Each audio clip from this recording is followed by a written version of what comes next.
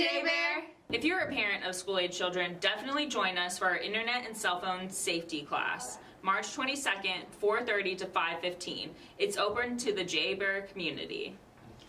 If you're a music buff, join us at the Arctic Oasis on March 23rd for Name That Tune Trivia.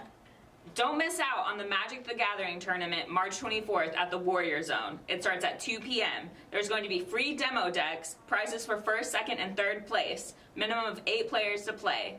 You must be 18 or above to participate. And now for our first ever, drum roll please, Misconceptions with CPO.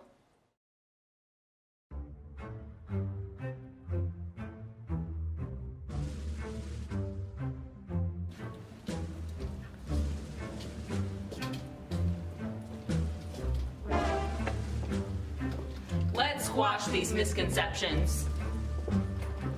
Today we have Mr. Tony, Chief of Staffing from the Civilian Personnel Office. All right, so thank you for joining us. What would you say is the top misconception for the Civilian Personnel Office? I think across all the realms that I hear on a daily basis is that it's impossible to get a federal job, which is not accurate. It's how you apply and what ways you can get a job with us is a little different than maybe than the half-side or applying for a job downtown. One of the biggest misconceptions is you have to just be a veteran to be able to apply or get a federal job, and that is absolutely not the case. We hire people from the downtown market, nurses, doctors, social workers, military spouses. There's a misconception there that you have to be a part of the Priority Placement Program, or PPP, which is not accurate. All you have to be is a military spouse at PCS tier and be on your husband's or wives or significant others' orders. At that point, then you can go out on the USAJOBS if you qualify for positions, and you can apply. We have 30% disabled veterans and above that can be placed in positions. We have people with Schedule A disabilities that can be placed in positions, so there's lots and lots of different ways. And the best thing to do is just to go out and research how do I apply for a job. USAJOBS is a beast at times. It's kind of hard to figure out, but I'll just give everybody a little hint, and the easy way to do it is, instead of searching for a specific job, just put in JBER's zip code in the where. Put 99506, and it'll populate all the jobs, not just for JBER, but for all federal jobs in the local area.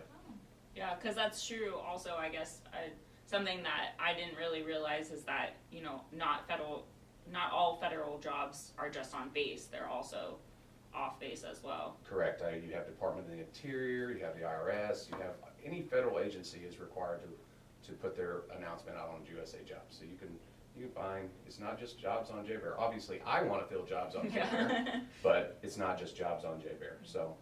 Nice. Now I heard you mention 30% and above for veterans.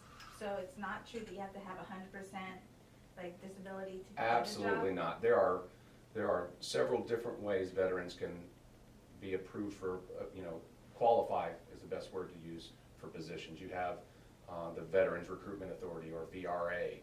So anybody that's gotten out of the military in the last 3 years or has a combat action badge is a Veterans Recruitment Authority. You can use that to apply for a job. So here's another great misconception, is that veterans, if they apply, block everybody. Mm-hmm. So there's several different ways that we announce for positions on JBER.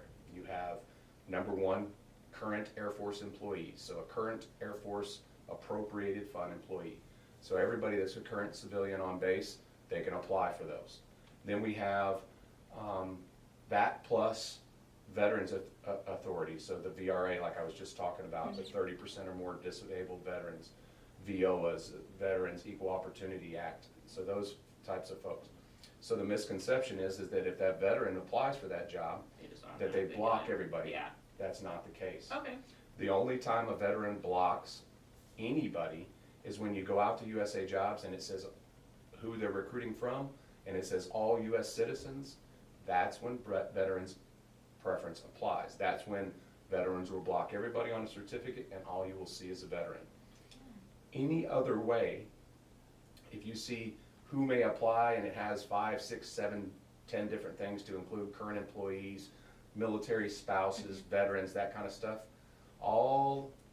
Everybody that applies is on the same certificate. We see everybody the same. There is no veterans preference. Your preference stops at application. It's just a way to apply. Okay. So there's a big misconception. So everybody that applies and makes the certificate, so you answer the questions correctly, you have the appropriate time and grade or equivalent experience downtown, they're gonna make the certificate and the supervisor's gonna get a look at them. So it's fair game for everyone then. It's fair game for everybody. So it can kind of sound like USAJOBS is a black hole. What exactly is the process then? Any job that you look for, so let's say we go out and we look for a position, we put the 99506, and let's just say it's an HR person, okay? So it's a GS5 HR person. In that announcement, it's gonna give you everything you need to know to apply for the position. It's gonna tell you what the requirements are. So you have to have 1 year time and grade as a GS4. Well, if you're a military spouse that's never been in the system, how do you have 1 year time and grade as a GS4? Yeah. You don't. But what you have is relevant experience. So I worked at JCPenney's in their HR department for a year. I have relevant experience and I can apply for that job. Okay. So one of the other things that's usually a big issue is everybody's taught to do a one-page resume. Mm-hmm. Everybody's taught. You go to the downtown market, they're gonna tell you do a one-page, short, sweet, just the highlights. Yeah. That's not the case on a federal resume. Oh, okay.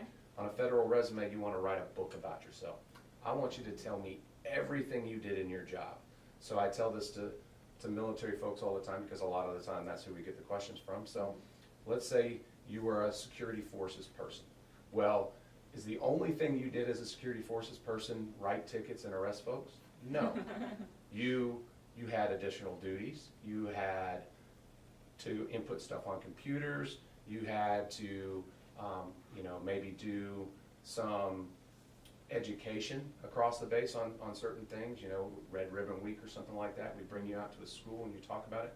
So there's a lot of things that incorporate what you do, okay? You put all of that information because if you're applying for a secretary position, well, if I'm able to use a computer and do the duties of that position, I've showed it in my resume, now I qualify for the position. Mm-hmm. So it's not a secret resume that we have to know how to write. Not a secret resume. You just need to write a resume that tells your story. So you put as much information in it there that I can use to qualify you for the position. The more, the better. Yeah. A small 1 or 2 page resume gives me nothing. Okay. Another thing, how do we show relevant experience? How much money did you make? Because then I can use how much money you make against the GS pay scale and show that you've had 1 year's experience as a GS4. Oh. I guess I just, USAJOBS just seems so overwhelming and so, It's scary. yeah. And I never would have thought to, there's no such thing as, I guess, like too much information. Like you should tell. Not so on a much. federal resume. I'll Yeah. just give you an example. My resume is 11 pages long. Oh my goodness. Seems like a lot of Yeah. information, but what that does to a manager, like for myself, if I'm hiring for a position, that shows me a well-rounded person. And then in the interview process, I can ask you questions on how you qualify for this position and your strengths and weaknesses, and it just gives you the opportunity and a better chance to get the job. Now, speaking of that, Mm-hmm. so misconceptions about priority placement and mil spouses and stuff like that. I told you a while back that you can apply, you don't have to come into my office. I personally recommend that you apply and you don't come into my office. The reason for that being is there's a rule for mil spouses. If you make the certificate, the supervisor cannot interview you. They just have to look at your resume. Mm-hmm. For me, that's not very advantageous to you to be able to sell yourself for my position. So I tell mil spouses all the time, come register for PPP if you would like to. Understand that you're not going to get interviewed. Your application's going to go forth, and if you get lucky, you get lucky. Mm-hmm. Or you can go out and apply for these positions and use that military spouse preference and then get the chance to be interviewed Yeah. and give your 2 cents to why Yeah. you deserve the job. Yeah, that's true. I guess that's kind of a little bit. Yeah. You mentioned military spouse preference. Is that, like with us SnapJobs, we can only use it once, and once we've used it, it's gone. Is that the same on your side with federal jobs? No. So that works for every time you move. So the only requirement is that you're a military spouse and that you're on the orders and you PCS with your husband's spouse, significant other, whatever. So can you only use it, so like say I applied for a job right when I got here and then we're here for 4 years, so I try to get another job, can I still use military? You won't have to, because here's the great thing. So military spouses, when they PCS with their spouse, we put them on leave without pay for up to a year. So when you get to your new location, okay, you are a current federal employee, so you can apply as a current federal employee, Okay. and we're giving you up to a year to stay as a current federal employee to get a job where you're at. Is there any other misconceptions that you wanna?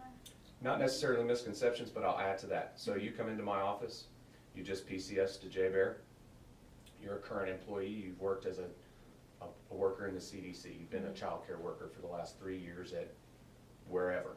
You come in, I have a vacancy, I just reassign you from your location where you were to the location here, and now you have a job. Oh, Quick. yeah, that is really quick and easy. Nice, okay. We have numerous vacancies, and I know there's numerous people across this space that probably would be a really, really good fit. They just don't know how to work it. So one part about that is make sure you go over to the log cabin or the soldier and airman family readiness centers and talk to the folks that's their job, is to allow you to sit down with them. They'll review your resumes. They'll give you some advice. And the biggest thing is how you write your resume. That's the step in the door. How do I get you to a manager to look at? And trust me, managers on this base are not returning things unused. We really want to, my job would be great if I didn't have to recruit for a single person. That's never going to happen. But if it gives people like yourselves the opportunity to come in and be in the federal system, because you are, a lot of our civilian employees are a little older in age. So we're at the point, and it's all across the federal government, of refreshing the workforce. So bringing in newer, maybe less experienced, and growing them to be our future Air Force. So you guys just pretty much deal with current civilians. You're not doing the whole like looking at people's resumes and telling them how they can improve it. Okay, so I'm not allowed to do that. So Okay. that's a great point. I'm glad you asked that question. So my office, any one of my specialists or assistants aren't allowed to review your resume, because there are rules and laws out there that say, well, I know you, I like you, maybe I can look at your resume and give you a couple of pointers that would do that. So it's actually a prohibited practice. We can't do that. That's why there's people at the log cabin MFRC. and MFRC Okay. to look at your stuff and give you that, because they're not any part of that process. So I see every name, I see every resume that comes across. So it's kind of unfair if I take a look at anybody's resumes. And so is the reason why it takes so long because it has to go somewhere else from you guys, right? That is a great question. So let me explain how the process works. So people don't get agitated when they apply for a job next week and don't hear anything for 2 months. So the process works is I have a person that leaves my office. I put in a recruitment action and it goes to Air Force Personnel Center in San Antonio. It works through the wickets. They announce the positions. They do the certificates. We, at the local area, do interviews and send our selections back to AFPC in San Antonio, and then they give out the job announcements. So we only get to touch about 3 parts. The rest of it is out of our hands. It is not unnormal for you to interview and it be 45 to 60 days later that you get a job offer. Wow. So don't lose hope. If you've applied for a position and you've interviewed, don't lose hope. There is that opportunity that 45 days down the road, you're going to get an email and you're going to be like, oh, Yeah. I have a job. Yeah. So just make sure you're continuously checking. Don't make the bad decision of applying for 15 jobs and then going to the interview and going, what job is this one for? Yeah, that wouldn't be good. So make sure you're keeping a track what you Yeah. apply for, where they're at, that kind of thing. So patience is key. Yeah. Patience is key. If you ask any manager across the base, that's the same thing I preach to them, is patience is key, because it's frustrating. It's the same in our office. We have vacancies. I put in an announcement, I put in a recruitment request, and 6 months later I might have somebody in the job. So it's frustrating, I know. I wish we could speed the process up, but there are other ways. If you're a 30% disabled veteran, if you're a current federal employee, I look at reassigning you. Schedule A disabilities, go out and research what those Schedule A disabilities are. That's an opportunity for me to just give your resume to a manager and say, hey, this person looks like they fit for us. Why don't we just go ahead and hire them? And that's a non-competitive thing. You don't have to, we don't put it out on USAJOBS. Okay. So research the ways to get a federal job. The more you do your research, the better chance you have to get into the system. And where should we be researching that stuff? Google is my best friend. Okay. You go out and Google how to get a federal job.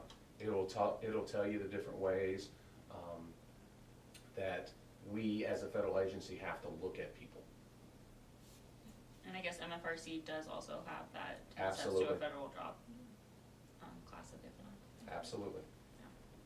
Well, thank you, Tony, for stopping by, and I feel like we really learned a lot about USAJOBS and how to get a job. So. Yes. Well, good. At any time, if there's anybody has any more questions, my office is open Monday through Friday, 7 to 4:30. There's always somebody there. We're willing to answer any questions. It's not a black hole. We're not afraid to see people. There's a real person back There's there. a real person. Have them, come ask the questions. We're all about education and y'all trying care. to get those positions filled. Yeah. Thank you. Well, thanks, guys, for joining us. We squashed those misconceptions. Like a bug. From Audra and Lenore. Have a great JBER Life Day.